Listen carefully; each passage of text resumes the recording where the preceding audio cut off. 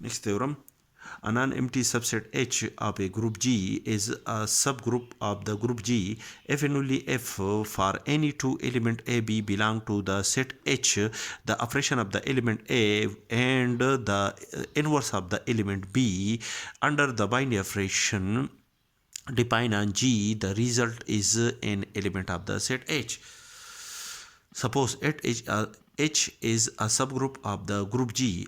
then for any two element belong to the set H, where H is a subgroup, the inverse of the element A is an element of H and the inverse of an element B is also an element of the set H, is by according to the definition of the subgroup and according to the closure property, the operation of the element A with the element B is an element of the set H. That is according to the subgroup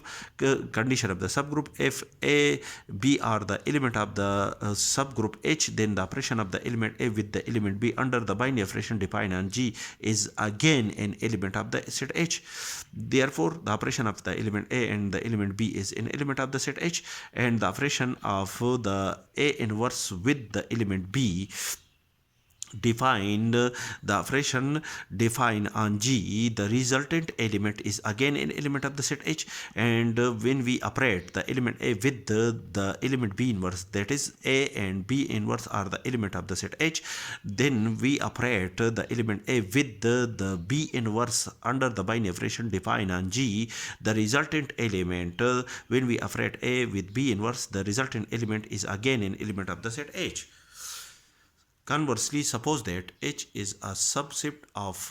the group G such that for any two element A, B belong to the set H, the operation of the element A with the inverse of the element B, the resultant element is again an element of the set H. Then for an element A is an element of the set H, then according to this condition, when the element B is an element of the set H, then the inverse of the element B is exist in H. Therefore, according to this assumption, when A is an element of the set H, then the inverse of the element A is also an element of the set H. And the operation of the element A with its inverse, the resultant element E is an element of the set H, as the element A is an element of the group G, and A inverse is the inverse of the element A is also an element of the group G, and the operation of the element A with its inverse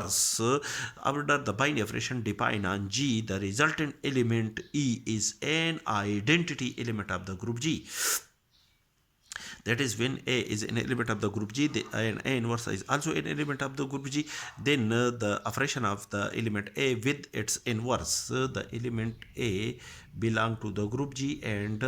A inverse is also an element of the group G, then the operation of the element A with its inverse gives an identity element of the group G. Therefore, the identity element is also an element of the group G. This condition is satisfied. Now, for an element B belong to the set H, the operation of, according to this condition, the operation of an element E, where E is an element, when we replace A by E, the element E is an element of the set H and B is also an element of the set H. That is, the element E is an element of the set H, and we suppose that B is an element of the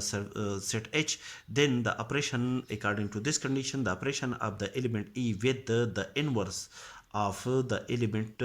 B, that is, the inverse of the element B is B inverse, the resultant element is B inverse, is an element of the set H according to this condition. That is, B inverse is also an element of the set H. That is, for each element B of the set H, there exists its inverse element in the set H. That is, the second condition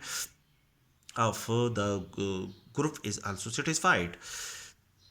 Now, next, if A and B are any two element of the set H, then the element A and the inverse of the element B, that is if B is an element of the set H, then the inverse of the element B is also an element of the set H, and the operation of the element A with the inverse of B, that is according to this condition, the operation of the element A with the inverse of this element is B inverse, that is B inverse whole inverse is equal to B. Under the binary operation defined on G, the resultant element is AB is an element of the set H according to this condition, that is H is closed with respect to the binary operation defined on the group G. That is the binary operation H is closed with respect to the binary operation defined on the group G.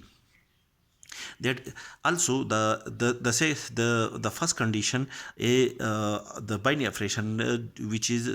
that is the set H is closed under the binary operation defined in the group G, that is the first condition is satisfied. Now associative property hold in the set H, that is if we select any three element A, B, C from the set H, then associative law hold in the elements of the set H, because the set H is a subset of the set H is a subset of the group G, and these elements A, B, C are the elements of the group G, and the elements of the group G satisfy the associative property with respect to the binary operation defined on the group G. Therefore, all the condition of a group is satisfied in the set H. All the condition of a group is satisfied are satisfied by the elements of the set H. Hence, H is a group under the binary operation defined on G. As H, the set H is a subset of the set G. Hence, we can say that in this case, we can say that the set H, which satisfy all the condition of a group, is a subset of the group G under the binary operation defined on G. Therefore, the subset H is called a subgroup of the group G.